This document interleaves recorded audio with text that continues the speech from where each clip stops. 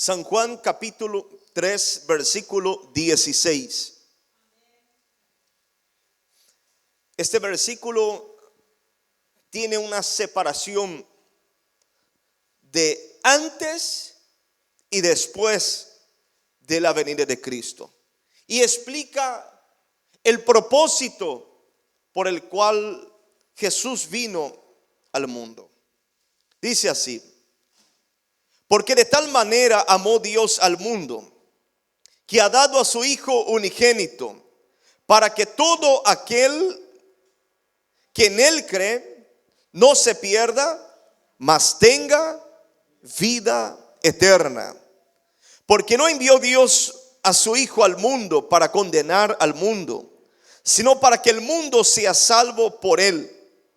El que en Él cree no es condenado, pero el que no cree ya ha sido condenado, porque no ha creído en el nombre del unigénito Hijo de Dios.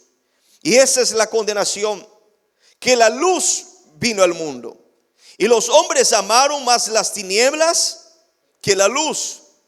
Tiene un motivo: porque sus obras eran malas. Porque todo aquel que hace lo malo, que hace, aborrece la luz, y no viene a la luz para que sus obras no sean reprendidas. Mas el que practica la verdad viene a la luz, para que sea manifiesto que sus obras son hechas en Dios. Amén y amén. Puede tomar los asientos en el nombre de Jesús.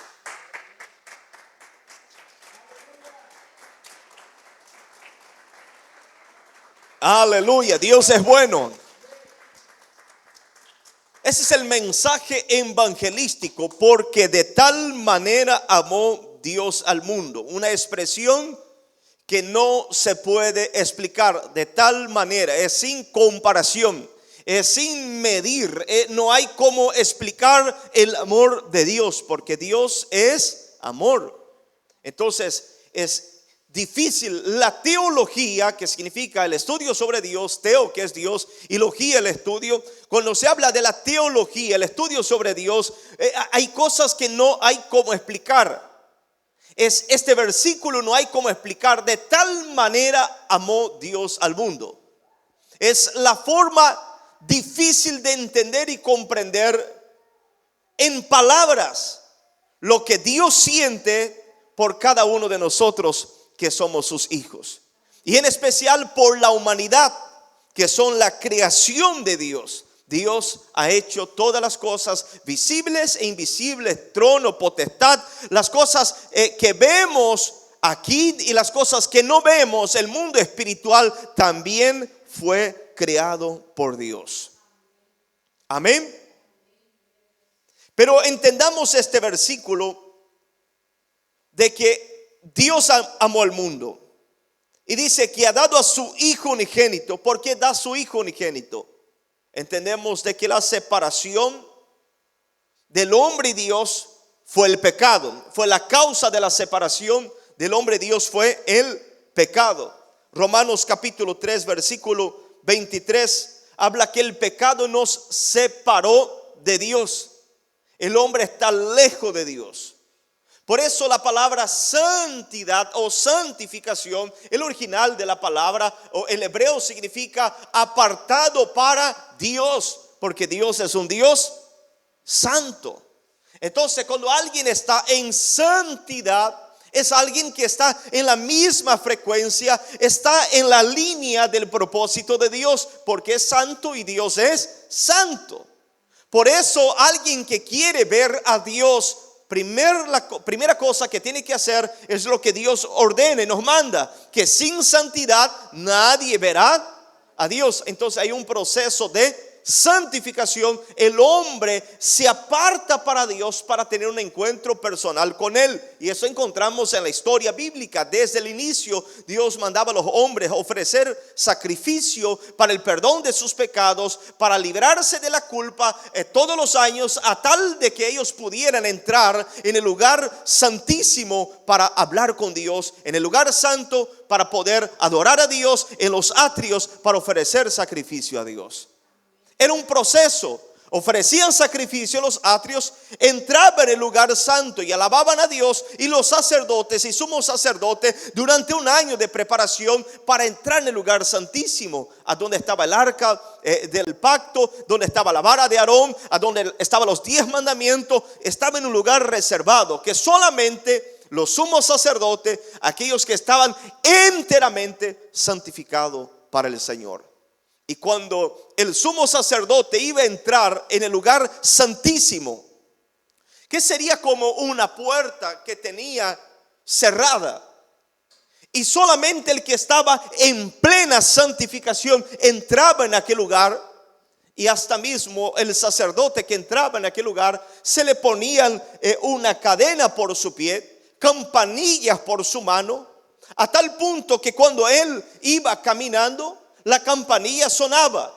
Entonces era señal de que el sacerdote estaba vivo. La ofrenda del pueblo era recibida por Dios, y de tal manera que la bendición de Dios venía sobre el pueblo y los pecados eran perdonados.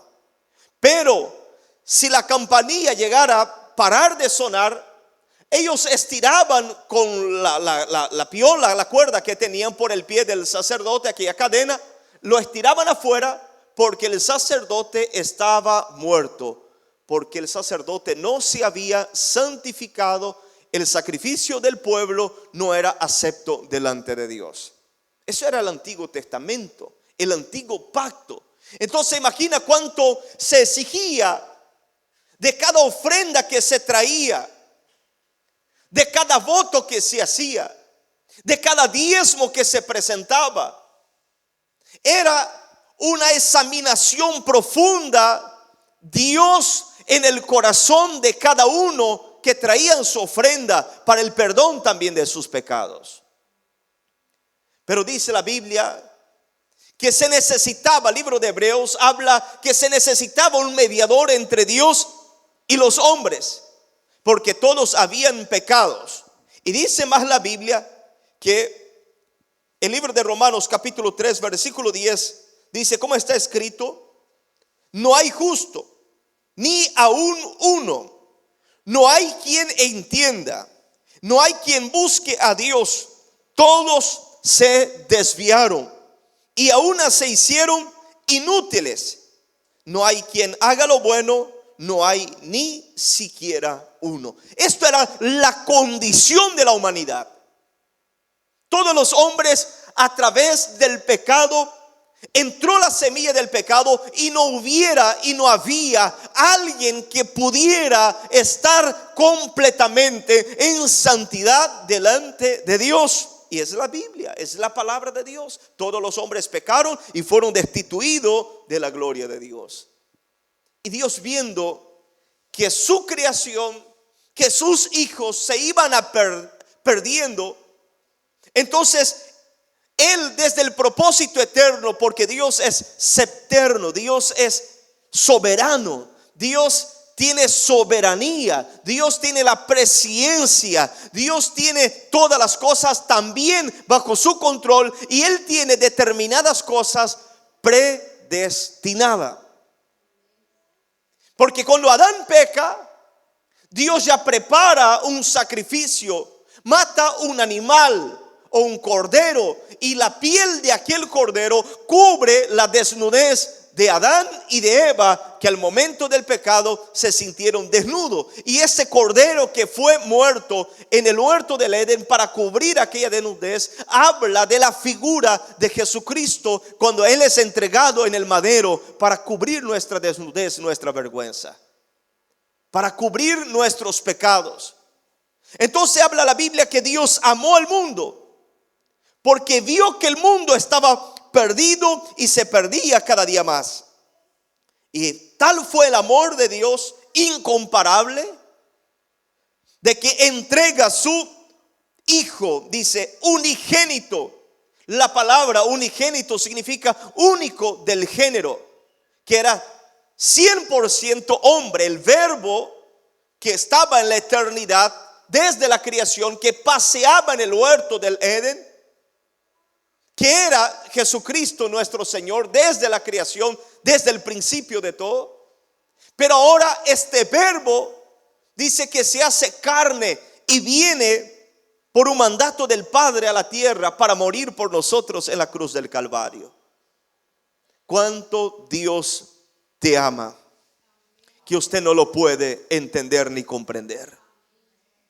Tamaño es el amor de Dios por la humanidad, que entrega a su Hijo para morir, para dar un camino de ejemplo para ti, para mí, de cómo debemos conducirnos delante de Dios.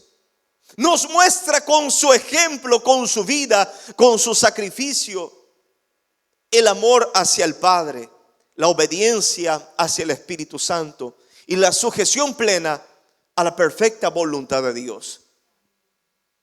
Entienda lo que le estoy hablando. Medite en lo que le estoy hablando hoy. Porque Dios ama y entrega a su Hijo para que todo aquel que en Él cree en Jesucristo nuestro Señor y nuestro Salvador, tiene vida eterna. Y ya he hablado innumerables veces en las prédicas que tenemos que creer en Cristo como dice las Escrituras. Como dice las Escrituras, Él es el modelo principal. Él es el Cordero de Dios. Él es el Verbo. Él es el Señor. Él es el buen pastor. Él es la vida. Él tiene la plenitud de Dios en Él. Él es Jesucristo, nuestro Señor y nuestro Salvador. Él es el mediador entre Dios y los hombres. Jesucristo es nuestro Señor. Si quieres tener vida eterna, si queremos la vida eterna, nuestra mirada no está en los hombres, nuestra mirada no está en el gobierno, nuestra mirada no debe estar en las cosas terrenales de esta vida. Si hemos resucitado con Cristo, ahora tenemos que buscar las cosas de arriba, a donde está Cristo sentado a la diestra del Padre. Porque todas las cosas que pedimos al Padre en el nombre de Jesús, Él nos va a dar. De Él viene todo lo que nosotros necesitamos para vivir. Jesucristo es la vida que nosotros necesitamos. No hay un purgatorio que después que usted muere, alguien va a interceder por ti y que tú hayas vivido la vida como quieras, a tu forma, a tu manera, y luego usted muere. Entonces viene alguien e intercede por tu alma para que encuentre un descanso. Entonces, ¿para qué existe el infierno? ¿Para qué necesitas creer? Porque la Biblia dice: el que cree en Jesucristo será salvo. Entonces yo no creo, vivo a mi vida, a mi manera, como yo quiero, de la forma que yo quiero, me muero. Entonces viene otra persona y va a rogar a Dios por mí para que yo me salve. Entonces vano es la predicación.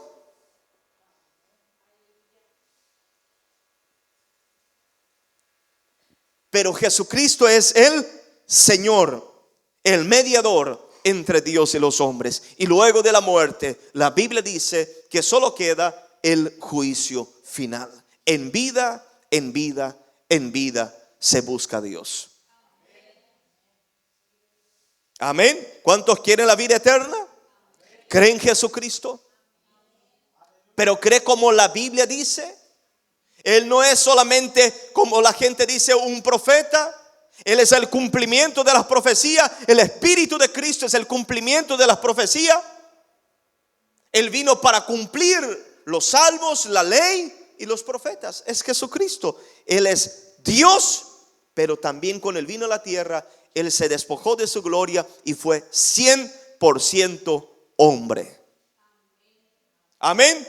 Pero lleno del Espíritu Santo se manifestaba las obras del Padre y el poder de Dios en su vida, a tal punto que Él, siendo Dios, Él también tenía el poder de perdonar pecado, dado toda la autoridad del Padre en Él.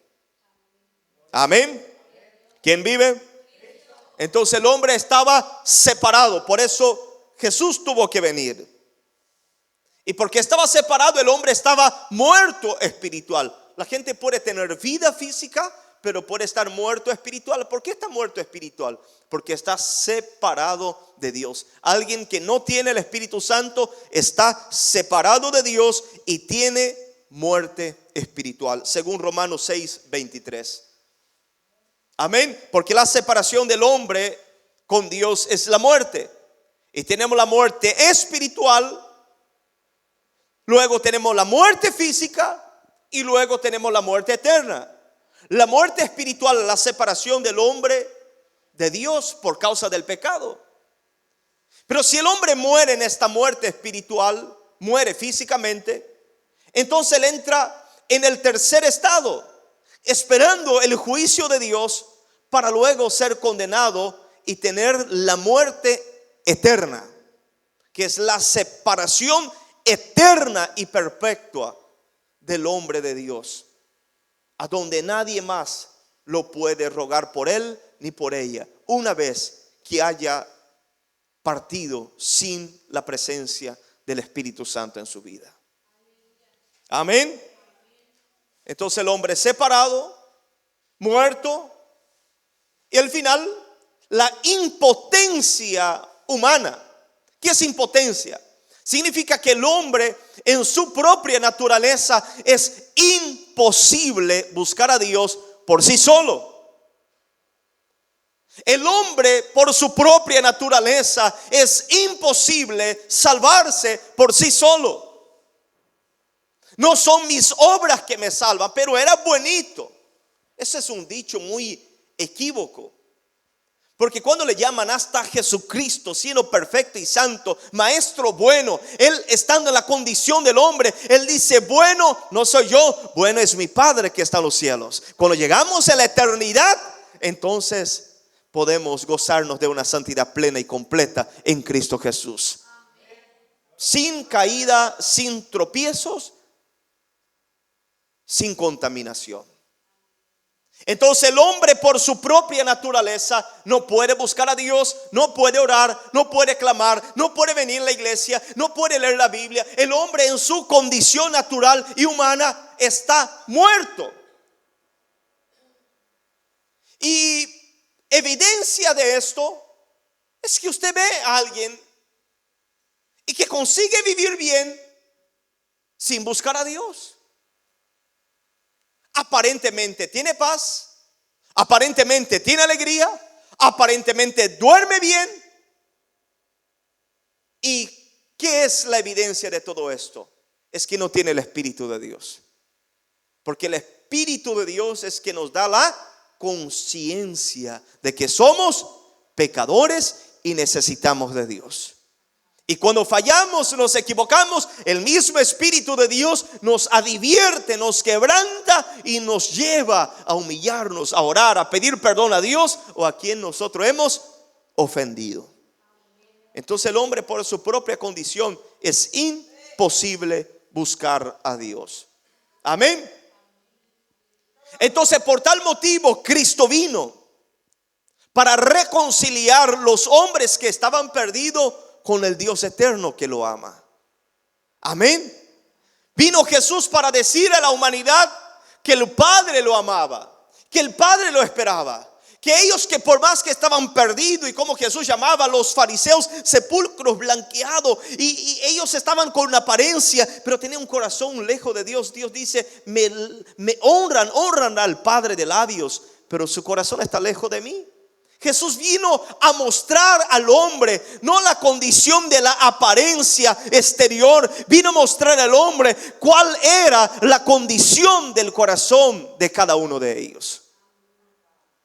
Entonces Dios viene a través de su Espíritu y de la palabra de Dios, viene a revelar la condición de nuestro corazón, cómo estamos por dentro. Amén. Y le habló a ellos y le reveló. Y los fariseos se justificaban y decían: pero no tenemos pecado, tenemos a Abraham por padre. Y bueno, Jesús dice: bueno, si le tiene a Abraham por padre, obedece a él. Y él habló de mí. Pero vuestro padre no es Abraham. Y Jesús va y entra en el corazón de ellos y dice: vuestro padre es el diablo, porque las obras del diablo ustedes hacen, porque el diablo es homicida desde el principio y ustedes me quieren matar. Jesús entró en el corazón de los fariseos y le mostró a ellos cuán equivocados ellos estaban. Por eso Jesús entra en nuestro corazón y nos muestra cuán equivocados estamos, cuán pecadores somos, cuán malos somos, cuán miserables somos. Jesús viene y te revela tu corazón para ti mismo, como lo hizo con Isaías. Y Él tiene la revelación de su corazón, de sus labios. Libro de Isaías capítulo 6 versículo 8. Y Él dice: pobre de mí, soy hombre de labios impuros. Porque cuando Dios se encuentra contigo, usted comienza a darte cuenta cuán pecador tú eres. Se va el orgullo, se va la arrogancia, se va la prepotencia, se va la soberbia, se va el yo. Y ahora viene un estado de humillación profunda, diciendo: Señor, necesito de ti, solo tú me puedes salvar. Amén. Nadie puede salvarse por sí mismo.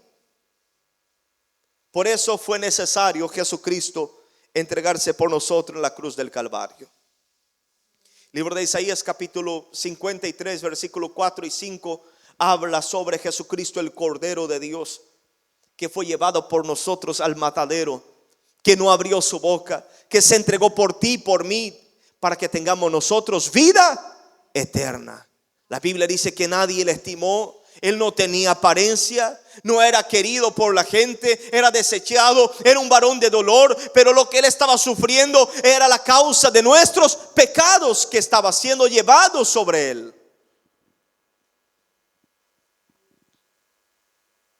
Dios es bueno. Dios es bueno. Decí conmigo: Dios es bueno.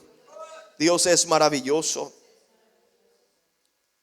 Cuán bueno es nosotros poder agradecer a Cristo por su sacrificio, porque nosotros con nuestra propia fuerza no lo podemos hacer. Romanos capítulo 5 dice: justificado pues por la fe, ese es por la fe en Cristo, tenemos paz para con Dios por medio de nuestro Señor Jesucristo. ¿Cómo tengo paz para con Dios? Por medio de Jesucristo. Yo por mí no puedo, tú por ti no puedes.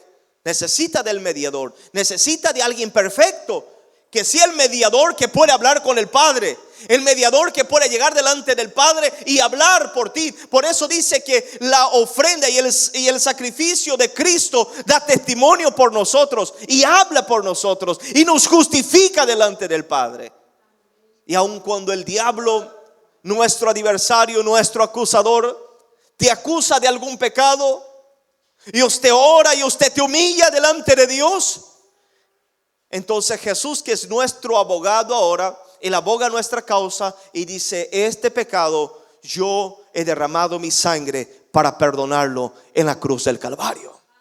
Y cuando el diablo acusa que tú no tienes perdón, que tú fallaste, que tú te equivocaste y que se terminó, Jesucristo viene y muestra su sangre que fue derramada en la cruz del Calvario, y muestra su mano y muestra su sacrificio, porque por medio de Él usted tiene el perdón y la redención de tus pecados. Puede aplaudir al Rey, porque gracias a Jesucristo somos perdonados. Hubiéramos ya sido condenados si no tuviéramos la gracia de Jesucristo.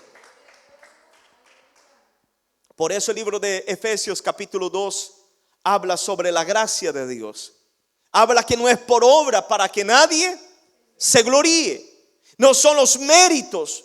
No es una meritocracia la salvación. Soy salvo por mis méritos.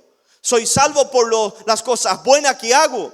Soy salvo por el sacrificio de Cristo en la cruz del Calvario. Y como resultado del sacrificio de Cristo y de la salvación de mi alma, entonces el Espíritu de Dios viene y provoca en mí el querer y el hacer la buena voluntad de Dios. Amén. Porque usted es trasladado de las tinieblas a la luz de Cristo. Amén. Entonces Cristo muere por ti y por mí en la cruz del Calvario. La sangre de Cristo nos limpia de todos nuestros pecados. Y no solamente esto, que Jesús resucitó para darnos vida eterna.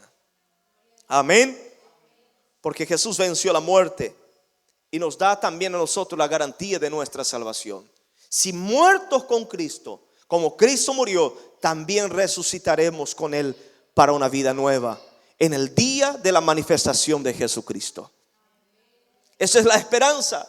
Pablo dice: si yo esperar en Cristo solamente en esta tierra, yo voy a ser los más conmiserable de los hombres. Si yo espero en Cristo solamente en esta tierra, si necesito de Dios solamente para esta tierra o para ir que me vaya bien, entonces no es el verdadero evangelio.